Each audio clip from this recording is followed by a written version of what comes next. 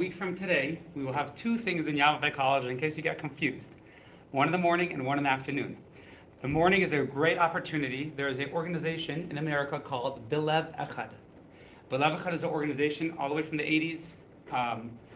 I believe it was initiated by the Rebbe, but it's basically to bring injured Sahal, injured IDF soldiers, on a tour of America. So now what they do is they actually come and they speak all around America. They have them speak. They're great speakers, great stories. You get the current Israeli situation. They were all, war heroes. The two we have that are coming we're in the Golani Brigade. They were elite soldiers. They were both injured. They both come to move on and do new things in their life and everything like that. But they're coming through. They're coming through Prescott. So at 12 noon in a different room here, it'll be free. Anyone can attend. I encourage Jews, Gentiles, everyone to attend because I do think it's a really good opportunity to learn about Israel and hear the story of these two soldiers. So that's number one. So that'll be next week. I've sent it on emails. It's been in the newspapers. If you're a member of a lot of organizations, you probably got an email about it as well. So that is next week in the morning at 12. It's about 12 to 1, they told me. They're speaking all over Arizona. I don't know exactly how it works. When it started, just a quick anecdote, they went and they visited the Rebbe. And they were called the Nechei Tzahal. So Nechei means handicap. And the Rebbe gave a whole talk and he said, you are not the Nechei Tzahal, the handicap of the IDF. You are the Mitsuyanei Tzahal, which means like the successful. You guys are representing the army. So it's a really great opportunity. Another thing is tonight is Rosh Chodesh, El, so a month is until Rosh Hashanah, Yom Kippur, and the high holidays. It's time to prepare for that. We're also putting out a calendar if anyone wants to put ads or greetings in it. It's going to be sent to print next week. Thank God we have a lot of ads in it, but we could always do more. So we're going to start the class. Now before we start, I just want to give the premise that we gave last week because it's important to remember. You're going to go out to a lot of classes out there and read the Tanakh. You'll read the Tanakh. You'll either read the Torah, the scriptures. Now there will be two possible problems. Number one is the Tanakh gives very limited context. Very limited context. And you open a book of the Bible, you'll get very limited context. Where do we get the context from? We get the context from tradition. We know people who knew people who knew people who were alive back then. We actually do in Judaism. It's pretty awesome. There is an unbroken chain of Jewish people passing down till today. So what we're going to do is we're going to analyze the Tanakh. Analyze a story, and each week a different character. There are 3 weeks left. Possibly I might do one more week between Rosh Hashanah and Yom Kippur, because I have one on Jonah, which is great. We're going to analyze this text. We are going to fill it in with the context and tradition, and really understand it. And of course, anyone who makes it into the Bible, as the Talmud says, it says there were a certain amount, 54 prophets in history. And the Talmud says, what do you mean? In Samuel's generation itself, there were over 200. As this verse says, there were over 200. 200 prophets.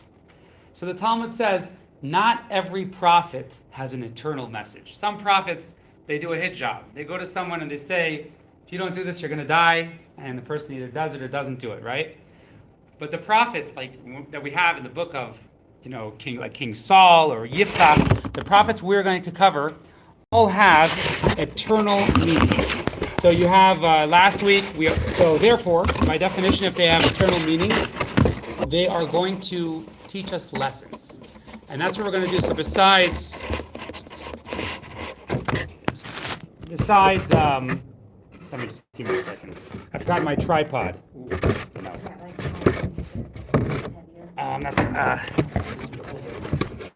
Just put it right behind. All right, thank you. So besides, everyone over there, thank you to Ruth for setting it up. Okay. So besides just reading the story, we're going to learn a lesson. The lesson last week, to my understanding, was pretty intense. I got a lot of really good feedback from it. This week also going to be pretty intense. And there's really, really deep lessons we're going to learn here. This one here is going to maybe touch some common knowledge, but let's get right into it. So we're going to start with context. We're going to start with a video. We're going to learn about Saul today. Saul was the first king of Israel, and we'll see he had a pretty bitter kingdom. Before that, we're going to get the context. So here's... The dramatic turbulent era of the judges lasted from 1228 to 879, before the Common Era. The chaos, however, followed a predictable pattern. Lacking central leadership, the Israelite tribes acted independently, and moral corruption ran rampant. Eli the high priest was born in 988 BCE. He was fourth in line in the unbroken chain of oral law, transmitted by Moses to Joshua, and from Joshua to Phinehas, who conveyed it all to Eli. In 930 BCE, Eli became the high priest, and a new era began. Eli was more of a spiritual leader than a judge. He operated at Shiloh, the location of the sanctuary. He was widely revered and used his emergence as a central spiritual authority to repair much of the nation's divisiveness and degeneration, but he was too gentle and reclusive to be entirely effective. An outgoing man named Elkanah single-handedly rallied the nation around Eli the high priest. The leading Levite of his times, Elkanah had two wives, Peninnah and the childless Hannah, whose torment was amplified by Peninnah's taunts.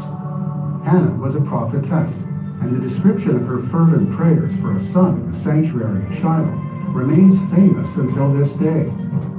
In 931 BCE, her son Samuel was born.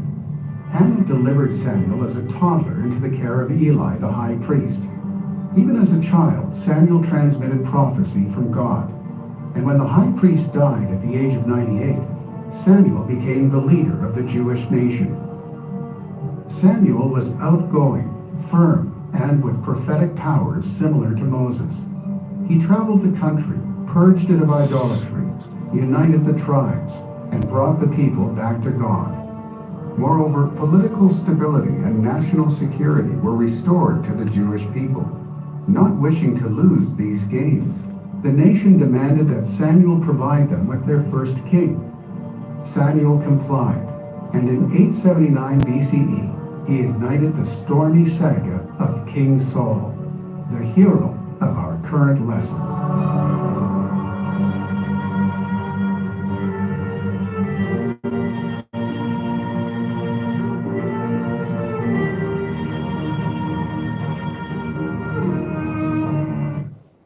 All right, so shortly before this video, I just want to go back a little bit back in history.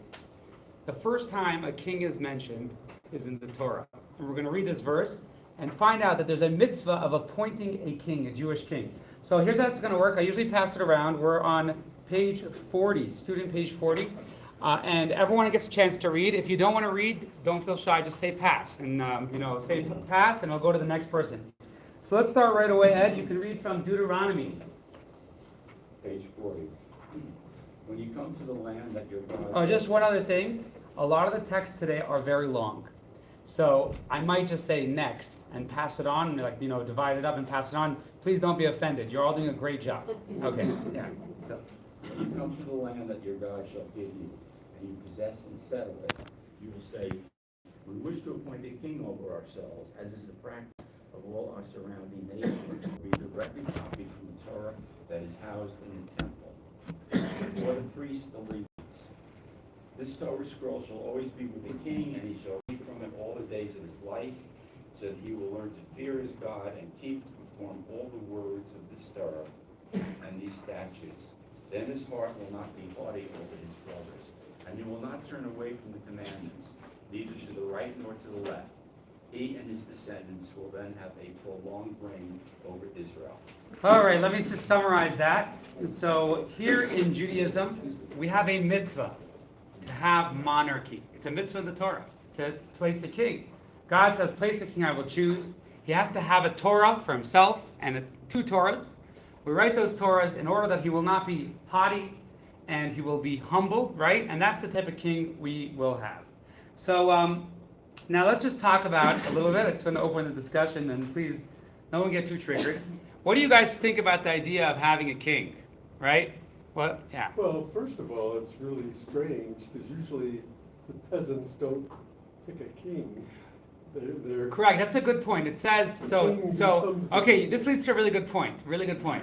In Hebrew, there's the word melech, which is a king, and there's another word, which is, and the king is appointed by the people, That's what you said. So that's an interesting point. And the other word is moshel.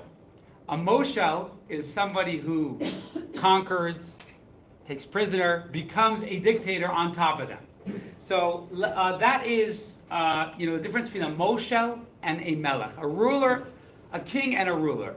What we're going to say is a ruler is somebody, like actually most monarchs in the world were strong families who took over, took bloody hostages and everything like that, and then they enforced themselves over a country, over a people.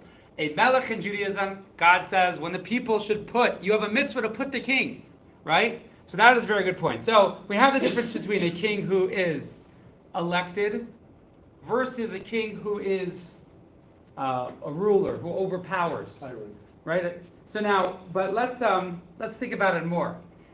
We don't have a king in America, right? We have democracy. So I just want to point. So a republic.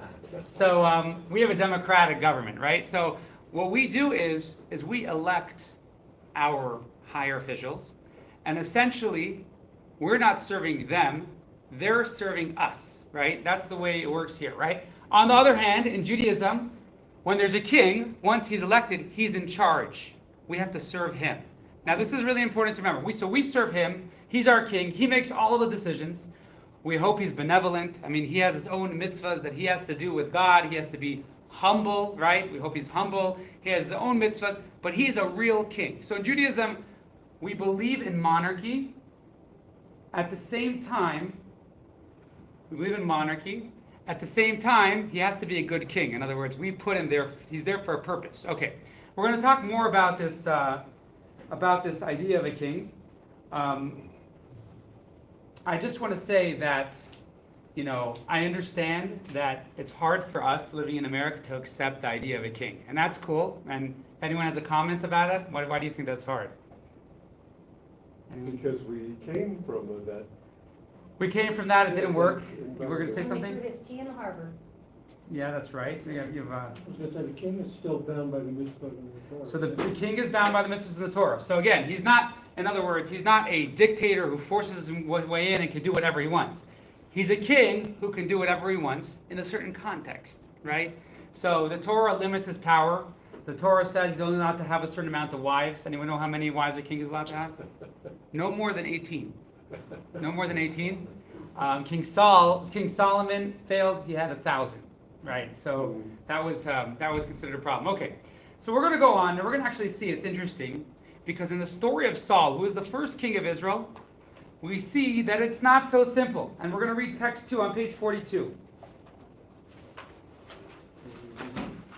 All the elders, yeah. Yeah, you have a question? Well, it says that they'll appoint a king over yourselves, but then it says the individual whom your God shall choose. That's a really good point. Really, really good point. It says, appoint a king who your God shall choose. So who chooses it?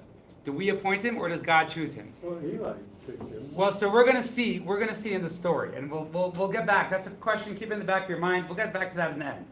Well, wasn't theoretically Eli? Well, we'll see. Yeah. We'll see. It wasn't Eli, Samuel, but let's see what happens. Go All for it. the elders of Israel gathered and came to Samuel in Ramah. They said to Samuel, "You have grown old, and your sons do not follow in your ways. Therefore appoint a king for us, to govern us like all the nations." Samuel was very displeased with their request for a king to govern them, and he prayed to God. God said to Samuel, "Heed the demand of the people in everything that they say to you. For it is not you that they have rejected, it is my sovereignty that they have rejected. Like everything else they have done ever since I brought them up out of Egypt, and to this day, forsaking me and serving other gods, so they are now doing to you. Heed their demand, but warn them solemnly and tell them about the practices of any king that will rule over them."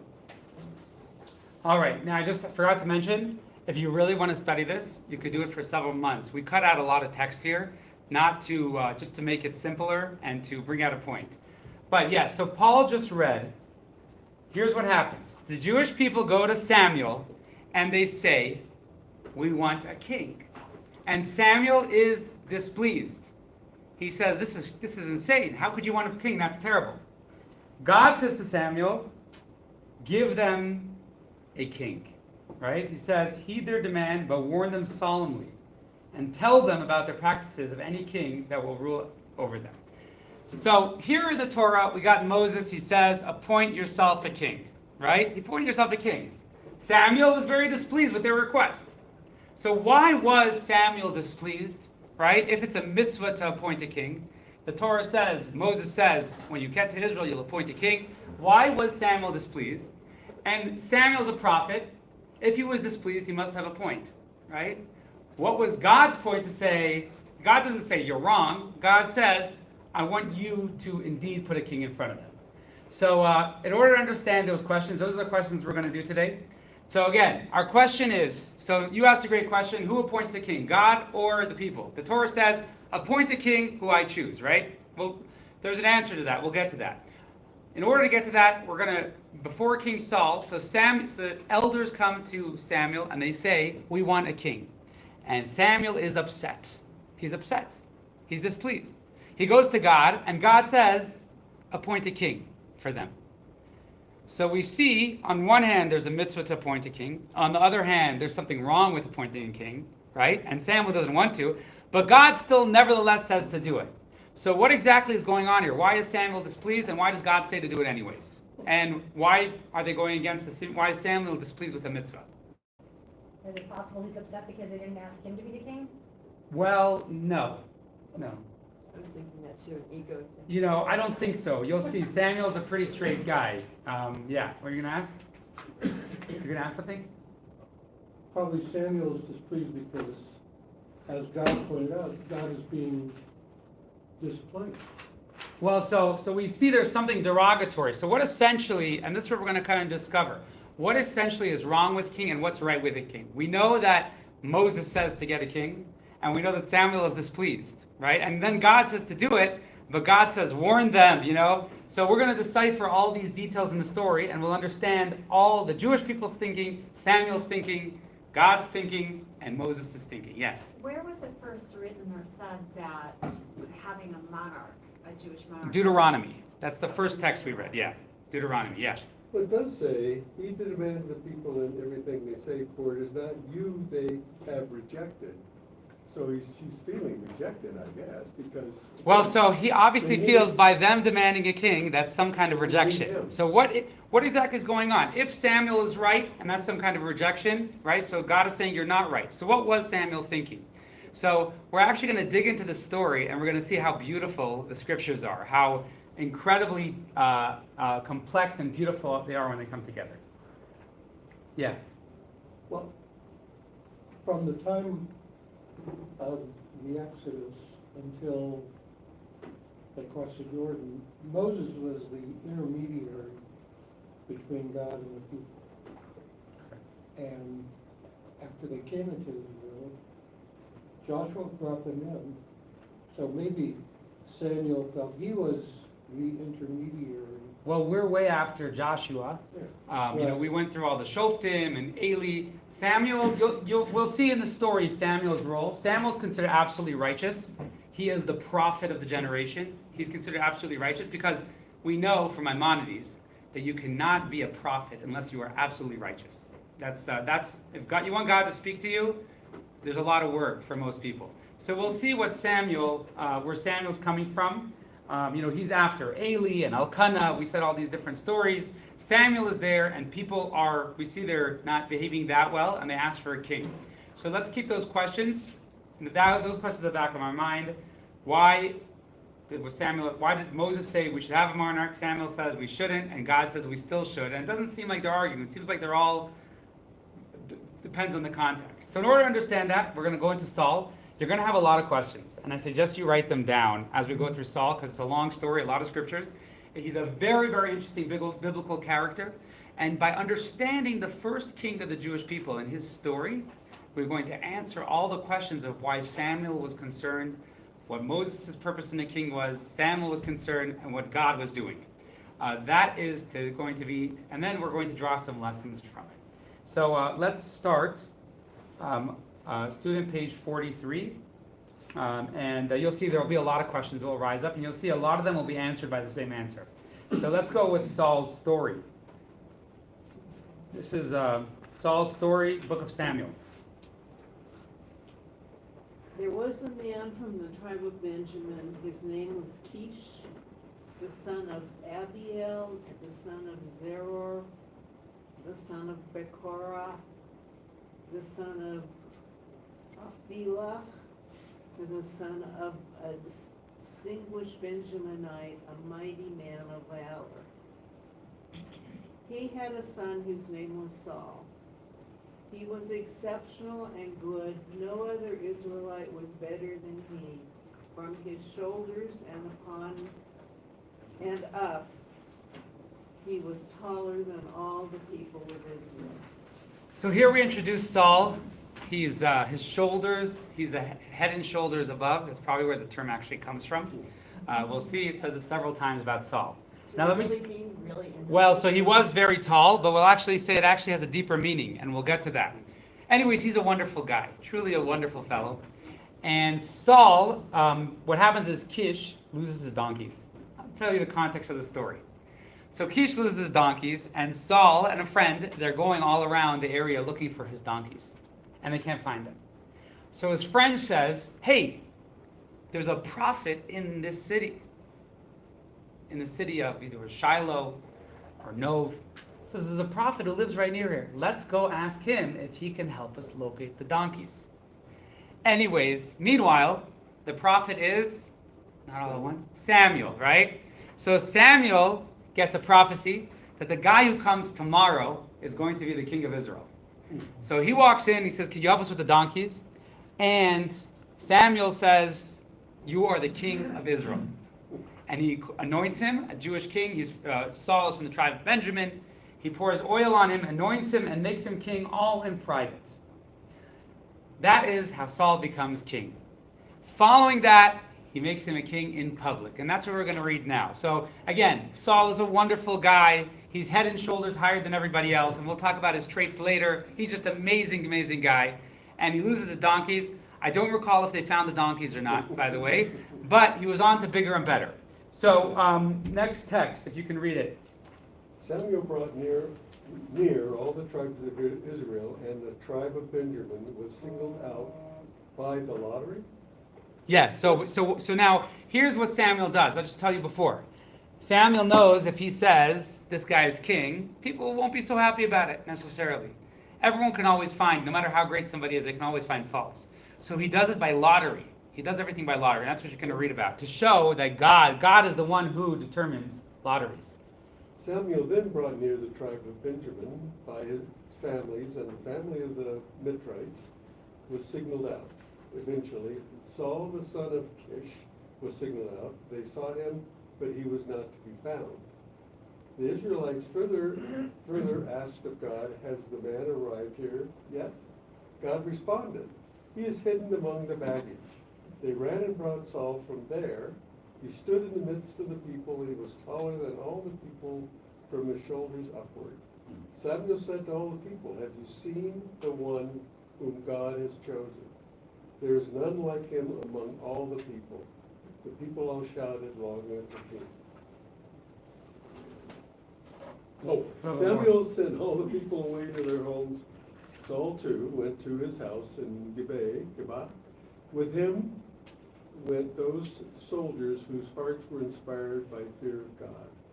There were scoundrels, however, who announced, how will this fellow save us from our enemies? They ridiculed him and brought him no gifts, but Saul remained silent. All right, so let me just go through that story quickly. So he anoints him in private because of the donkeys. Saul is chosen through a lottery, and everyone sees he's king. And some people, they're like, okay, he's king. Remember, he actually can't be found at the actual party. Yeah. God tells Samuel, oh, go look in the baggage area, the luggage area, and they find him there. Then he says, okay, thank you. Everyone go home now. And he goes home as well. And then you have some people saying, like, well, of course, the Jewish people, they always say a joke that, God, when he created Israel. So I just sent around a video, amazing video. There was a guy from in the 80s, the Rebbe had spoken to someone privately and told him, he said, if you go to the north, near Haifa, there's a valley there, which biblically, has precious gems. So there was one businessman, and it was on Fox News actually this week. Did anyone see the video? I showed the video to some people. No? So there was one, you guys heard Fox News? Right? Okay. So there was one guy who almost went crazy. He was a big businessman, and he invested tons of money. And I just remember my whole lifetime actually, articles coming out like he almost found gems. And all the scientists in Israel were like, he's wrong, it's not happening, not happening. Anyways, finally in 2019, they found gems. They found actual gems. They're only from Israel. Not only that, but they brought them to the different boards of geology. It's the only place in the world that these gems exist. Carmel, sapphires, and all the only place in the world. And they said there are some similar ones on meteorites, but that's the only place in the world in Israel. Anyways, he died actually before they got mining rights and all the certification. But his kids took it and they said, look how much faith the Rebbe had in Israel. And look how much faith this guy had, you know. And he said he lost all his friends and everything because he was so obsessed with finding these gems. And now his kids are ripping the vent. It's very expensive jewelry online, but it's beautiful. And it's from Israel. Anyways, they say God was creating Israel. And he put in beautiful land and beautiful fruits and milk and honey and all these beautiful, wonderful things. And the angel said, well, who is this for? He said, this is for the Israeli Jewish people. He said, they're going to live there, amazing people. So they said, wow, that's incredible. Is there any downside? So God says, wait till you meet their neighbors. So when we look at the story now, we're now going to read about the neighbors of King Saul in Israel. And we're going to see Saul's time was quite a feisty time. So we're going to go on with the Ammonites. Now, last week we read about the Ammonites and Givon. And with Yiftach, it was 100 years earlier with a different king. All these years they were fighting back and forth, and that now we'll see the king Nachash, the Ammoni king. We're going to continue on. Nahash, the Ammonite king, came and encamped and prepared for battle against Jabesh Gilead. The people of Jabesh said to Nahash, make a treaty with us and we will be your servants. Nahash responded, I will make a treaty with you on the condition that the right eye of every one of you is gouged out. This will be a symbol of shame for all of Israel. So there are just some commentaries say that's literal. Some say it's figurative. You'll be subservient to us. But a lot of them say it's literal. All right, so go on. Okay. The elders of Jabesh replied, give us 7 days' time that we may send messengers to all the borders of Israel, informing them of this ultimatum. If no one comes to save us, we will come out to you and submit. When messengers from Jabesh Gilead arrived at Gibeah Shaul and relayed the message to the people raised their voices and wept. Just then, Saul was returning from the field behind his oxen. Why is everyone weeping? He asked. The people repeated to him what the men of Jabesh had said. The Spirit of God rested upon Saul when he heard those words, and he became very angry. He took a pair of oxen, cut them into pieces, and sent the pieces by messenger throughout Israel, proclaiming, this is what will be done to the oxen of anyone who does not follow Saul and Samuel. The dread of God fell on the people, and they came out as one man. Saul counted the people at Bezek. The men of Israel numbered 300,000, and those of Judah 30,000. Can I continue, Esther? They told the messengers who had come, tell the people of Jabesh Gilead that tomorrow by noontime your deliverance will have arrived. The messengers went and relayed the message to the people of Jabesh, and they were elated. The people of Jabesh then said to the Ammonites, tomorrow we will surrender to you, and you can do with us as you wish. The next day Saul divided the people into 3 companies. They attacked the Ammonite encampment in the pre-dawn hours and smote the Ammonites before noon. The Ammonites that survived scattered in disarray. No 2 of them were left together. Should I pass? All right, sure. The people then said to Samuel, who was it that said, shall Saul reign over us? Turn these men over to us, and we will put them to death. But Saul said, no one will be put to death today, for today God has provided deliverance for Israel. Samuel then said to the people, come and let us go to Gilgal and reaffirm Saul's kingship. The people all went to Gilgal, and there before God they crowned Saul as king. They offered peace offerings to God, and Saul and all of Israel greatly rejoiced. All right, so just to summarize, they have this terrible battle with Nachash, the king of Ammon. I'll just add in some commentary I saw on my own. They said at one eye of everyone has to pierce one eye to show you're subservient to us. So the people answer, the Jewish people of Gilead, they say, we're going to go tell everybody, let's see if anyone helps us. So one of the commentators says, why doesn't Ammon attack them then? They're going to get help. So Ammon was very confident, Nachash was very confident they wouldn't do it. He's like, yeah, go try and get help. Let's see what happens. He was trying to play up. Anyways, what happens is Saul hears about it, and he's actually working with his cattle, right? He's working with his cattle. He's the king of Israel. He's been coronated twice, right? He's working with his cattle, and he gets angry, and he sends a piece of bull to everywhere, and he says, so will happen if you don't listen to Samuel and Saul. People will come, they fight an amazing war, and then what do? They say, let's coronate him again, and everyone's so happy, and then they say, let's go punish the guys who were not, who weren't following Saul in the first place, and so don't punish them. And that is what we said so far. So that is next part. But now he has unanimous. He's now a hero king.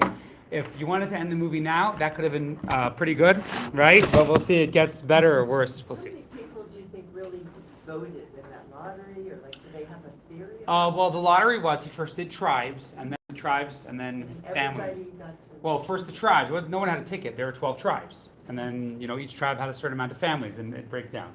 Well, I have a question. Yeah, one sec. What?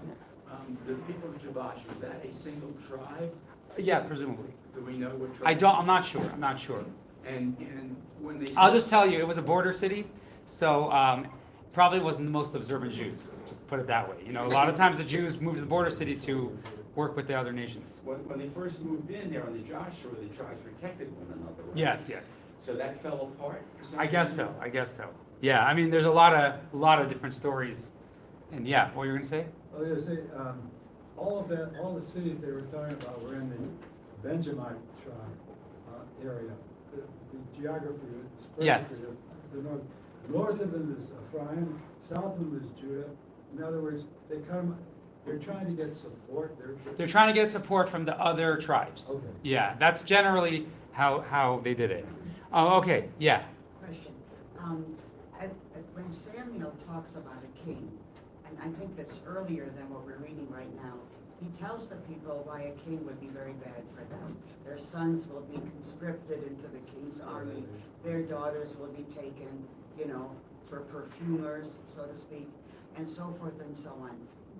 Is there a reason why we haven't read that? Yes. We're going to try and get to the core issue because we have this problem. What we're focusing on is a king is a positive thing, right? A king is definitely a positive thing. We have a mitzvah. God commands us to have a king, right? It's in the Torah from Moses. That Samuel's upset, and Samuel goes on. We're going to try and get the core of what makes a positive king and what makes a negative monarchy experience. That's what we're going to try and do. You want to read the next one? Yeah. Sure. You will go down. Okay, so now we're going to go to the next story. Next story is with the Philistines. Again, the Philistines are fought again and again throughout the Bible. Finally, King David finishes it off. In the times of Eli the priest, the Philistines kind of won, and they took the ark, and they destroyed the tabernacle, and it came back. Now, there was some rest in the battle with the Philistines until Yehonassan, Saul's son, assassinated one of the Philistine governors. So that caused them to go into war. So now Saul goes and he's going to go into war. The Philistines want to fight against the Jewish people, the Israelites. So that's what we're going to cover now, that war. And we're going to see something unique happens. You will go down to Gilgal before me. I will come to you and offer burnt offerings and peace offerings. Wait for me in Gilgal 7 days until I come to you, and then I will instruct you about what to do. Saul waited 7 days for the appointed time that Samuel had set, but Samuel did not come to Gilgal, and Saul's people began to disperse. So Saul said, bring me the burnt offering and the peace offering. And he offered the burnt offering. And Saul finished offering the sacrifice. Samuel arrived, and Saul went out to greet him. What have you done? Samuel asked. Saul responded, I saw that the men were scattering from me, and you did not come on the appointed day. And the Philistines are gathered in the Michmash. I thought, now the Philistines will come to Gilgal and attack me. And I have not yet asked for God's help. So I forced myself, and I offered the sacrifice. Samuel said to Saul, you have acted foolishly. You did not keep your God's command. Had you done as you were instructed, God would have established your dynasty over Israel forever. But now, because you did not observe God's instruction, your kingdom will not endure. God has sought out a man after his heart and has appointed him to be ruler over his people. All right, so this is the second war, and it's kind of a sad story. So they're preparing to fight against the Philistines because the Philistines are going to attack Israel. And Samuel gives Saul instructions. He says, go to Gilgal and wait 7 days. And you go with all the men, they're getting ready for war. And I will come in 7 days, and I will offer a sacrifice. Now, once the temple was built in Jerusalem, Jews are no longer allowed to give sacrifices anywhere else. But the temple is only built in Jerusalem. The foundations are only purchased and built in times of King David, right? So Samuel says, I will give a sacrifice there to God to appease God, and we'll be successful in the war. So Saul goes heroically with all these men, and he waits 6 days. It comes the nighttime, and he said, and the next morning, and Samuel's not there. And he sees people are getting nervous. The Philistines are getting ready to attack. So Saul says, you know what? I'll sacrifice them. So no one will run away. We'll have enough soldiers to fight. Everyone's getting nervous. Everyone's going to run away. He sacrifices them, and Samuel comes later in the day. And he says, sorry, buddy. That was a test. Now, we'll see, Saul was worried, right? He was worried that everyone would leave. He was feeling all the pressure. And Saul also, he kind of says, I thought you meant until you're going to take 7 days, so the beginning of the 7th, until the 7th, right? Not including the 7th. But Samuel says, no, I know what's in your heart, and God knows what's in your heart, and your kingdom will not endure. So that is the first mistake that the great Saul makes. That is the first mistake, the mistake with the Philistines, where he doesn't wait the full 7 days for Samuel to come sacrifice the offerings. Yes? Quick question. When the temple was built, only the Levites or priests made the sacrifice. Correct. Because of very strict rules. Correct. But before the temple, was it just the Levites again who did the sacrifice? No, before the temple, anyone could bring a sacrifice. Anyone? Yes. Okay. That's a very good point. Before the temple, you could build an altar in your backyard, and you could sacrifice an animal. But we actually read in last week's Parsha, God says, once you reach the place I've chosen, then so you can slaughter it in the temple if you really want to, but a Kohen has to do the actual burning of the sacrifice and all the limbs. So Saul does not wait for Samuel. So that is going to be mistake number one for Saul. Now we're going to go into the story of mistake number 2. And let me just give you the background of it. We all know who are the worst enemies of the Jewish people. Anyone know?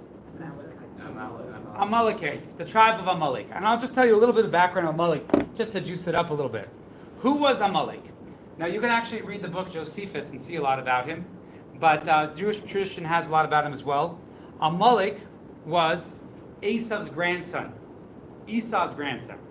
And Esau hated his brother Jacob and hated the Jewish people, and his son didn't hate them so much, because his son was raised with his grandfather Isaac. But his grandson was raised with him, and his grandson was very, very anti-Semitic. And his name was Amalek.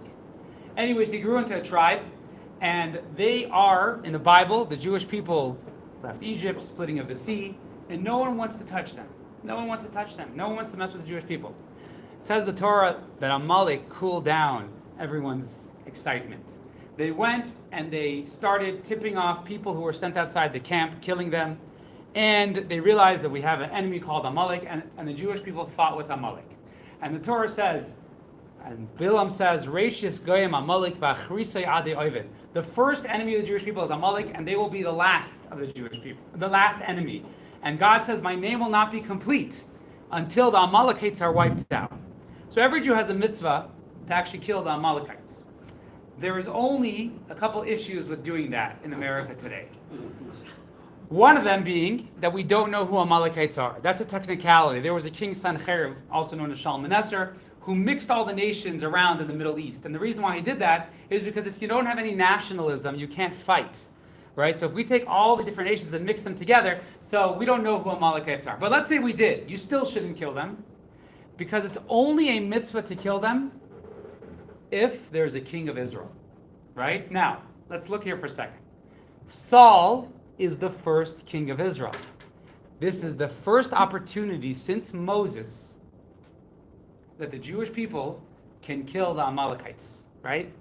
So the story goes, so now they have a king, now they could do this mitzvah, and Samuel goes and he says, now Saul is your time to utterly annihilate the Amalekites. This is it, this is the warfare. So now we're going to read text 5. I'm going to read text 5. Now I always just tell the story. The Rabbi Yosef Karo, the author of the Shulchan Aruch, he one time was walking to his yeshiva in either it was Spain or Portugal or Tzfat. I'm not sure where he was at that stage in life. He was kicked out by the Inquisition. Rabbi Yosef Karo, and he was in the 1500s.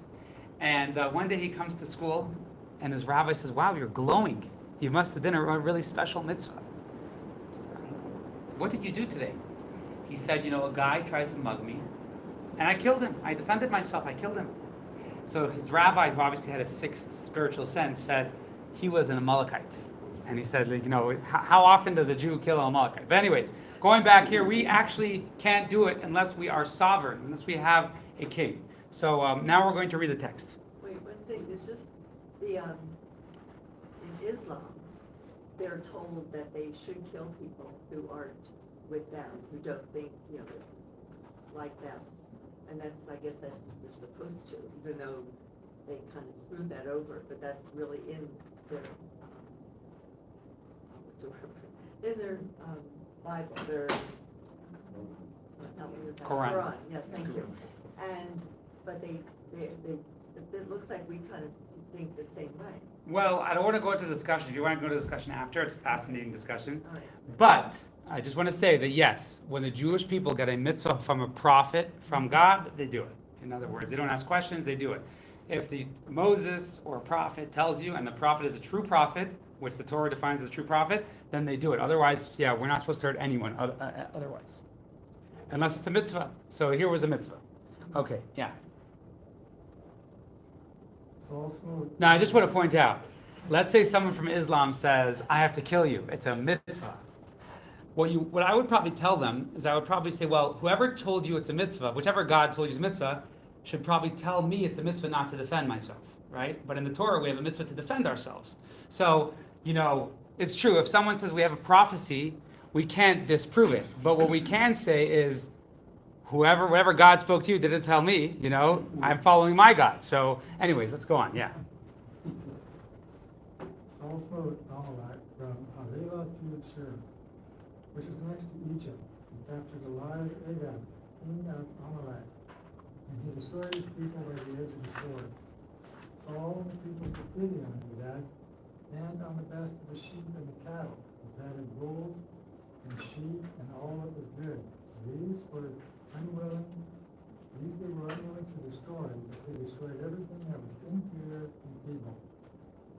The word of God then came to Samuel, saying, I regret that I made Saul king, because he has turned away from me and has not fulfilled my command. Samuel went to Saul, and Saul greeted him by saying, Blessed are you to God. I have carried out God's instruction.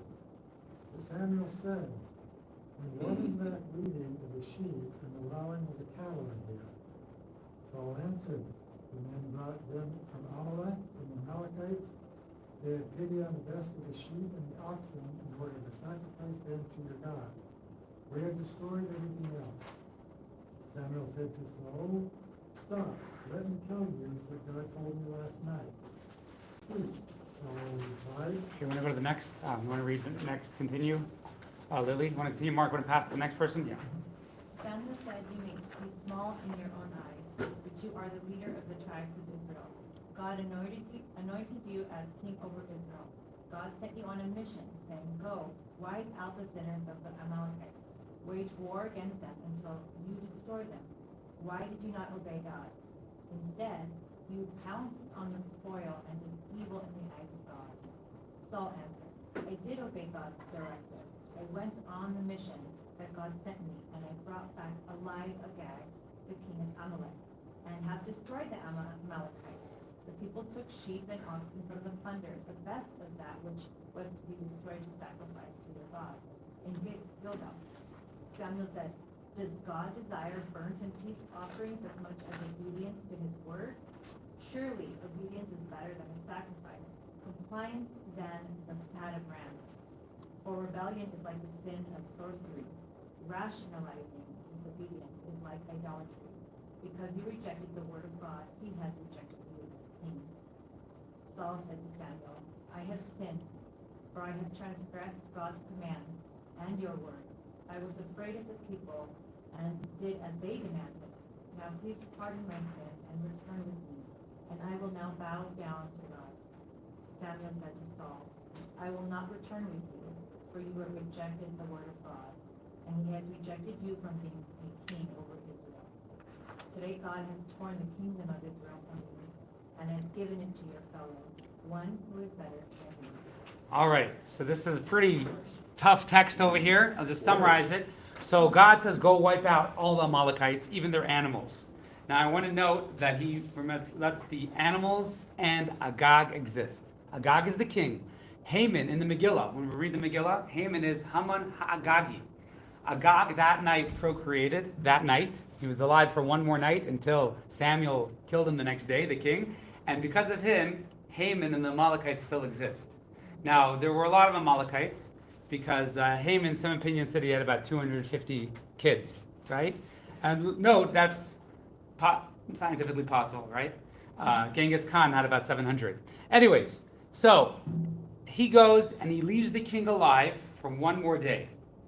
And he leaves these beautiful, robust animals. So God goes to Samuel and says, Saul has failed. He did not listen to my command. Samuel goes to Saul, and Saul says, thank God we did it. And he says, oh no, you didn't. What are these animals? He says, oh, those animals are going to make the best gifts to God, the best sacrifices. You want nice animals? These are the nicest animals. So actually Samuel gives back a famous line. He says, Shmoya mizevach toiv. Listening to God is better than a gift to God, right? The best is to listen. You should have listened. And he says, oh, what do you mean? These were great sacrifices. Samuel tells him a few things. He says, hey, you're very humble, but you're a king. You got to stand up and be proud king. And then he tells him, he says, you gave into the pressure of the people. He gave into the pressure of the people. And he says, your kingdom is over. Now, the commentators say the first time he said it, Saul had the opportunity to repent at the Philistine war. This time, indeed, the kingdom was going to be over shortly after. So that is the end of our text, or of our biblical text today. So again, we have Samuel anoints him privately after the donkey story. Saul is chosen through the lottery in public. Some people are against him. Then they have a victory over Ammon. Everyone accepts him, and he goes on. Philistine threat, he messes up with the 7 days of waiting for Samuel. He gives the sacrifices himself.